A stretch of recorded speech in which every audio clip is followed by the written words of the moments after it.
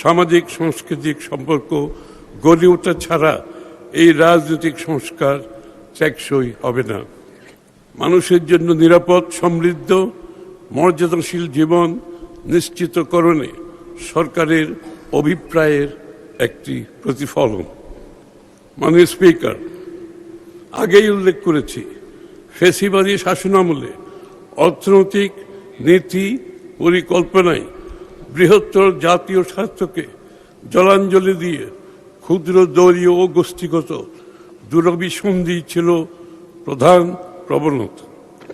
ফলে একদিকে দেশের খেটে খাওয়া মানুষের কষ্টার্জিত অর্থ সম্পদ দুর্নীতি দুর্বৃত্তায়নের মাধ্যমে মুষ্টিমেয় লুটেরাদের হস্তগত হয়েছে এবং বিদেশে পাচার করা হয়েছে। অন্যদিকে সামষ্টিক অর্থনৈতিক ব্যর্থতাগুলোকে ঢাকা হয়েছে মিথ্যা পরিসংখ্যান ও কথার ফুলঝুরি দিয়ে। ফলে কাঙ্ক্ষিত রাষ্ট্র গঠনের মূল চালিকা শক্তি অর্থাৎ অর্থনৈতিক ইঞ্জিন বিগত ১.৫ দশকের বেশি সময় ধরে ক্রমেই দুর্বল হতে হতে একেবারে ধ্বংস হয়েছে।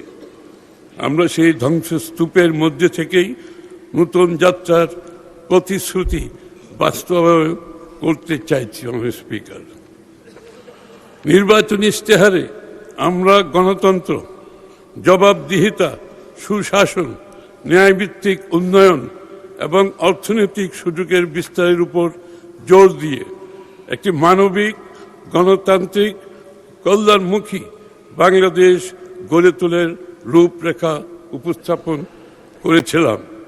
সরকার গঠনের পর দ্রুততম সময়ের মধ্যে সেই লক্ষ্যে আমরা ইতিমধ্যে কাজও শুরু করেছি।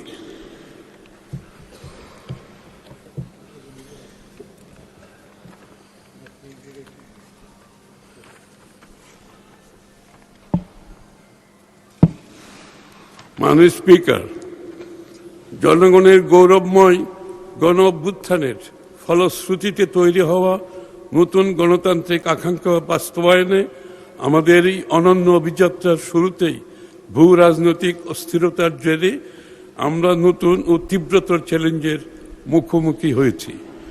মধ্যপ্রাচ্যে যুদ্ধ পরিস্থিতির পাশাপাশি গোটা বিশ্বে যে নতুন রাজনৈতিক, অর্থনৈতিক মেরুকরণের বাস্তবতা তৈরি হয়েছে তা গোটা বিশ্বকে, বিশেষ করে আমাদেরকে বড় চ্যালেঞ্জের সম্মুখীন করেছে।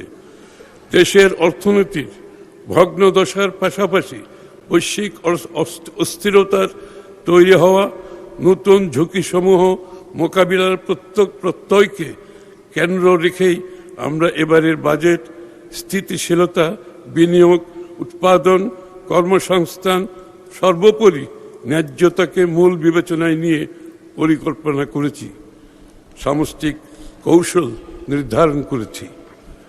ফিরিয়ে আনতে চাই, এজন্য সরকার 10টি প্রধান অগ্রাধিকার বিবেচনায় রেখে বাজেট প্রস্তাব দাঁড় করিয়েছে। এই 10টি প্রস্তাবগুলো আমি পড়ে শোনাচ্ছি। মাননীয় স্পিকার, 1. সবার জন্য উন্নয়ন। আমাদের লক্ষ্য অর্জনের লক্ষ্য সর্বজনের, সর্বশ্রেণীর, সর্বখাতের, সকল অঞ্চলের সুষম অংশগ্রহণ, অংশীদারিত্ব নিশ্চিত করে বৈষম্যহীন ও অন্তর্ভুক্তিমূলক অর্থনীতি প্রতিষ্ঠা করা। 2. সবার জন্য মানসম্পন্ন শিক্ষা ও স্বাস্থ্যসেবা সকল নাগরিকের মৌলিক অধিকার হিসেবে বাস্তবমুখী, দক্ষতা নির্ভর, মূল্যবোধভিত্তিক শিক্ষা ব্যবস্থা বাস্তবায়নের মাধ্যমে তরুণ প্রজন্মকে যোগ্য মানব সম্পদে পরিণত করা। দ্বিতীয়ত, মৌলিক অধিকার হিসেবে সবার জন্য মানসম্মত সর্বজনীন স্বাস্থ্য সুরক্ষা নিশ্চিত করা।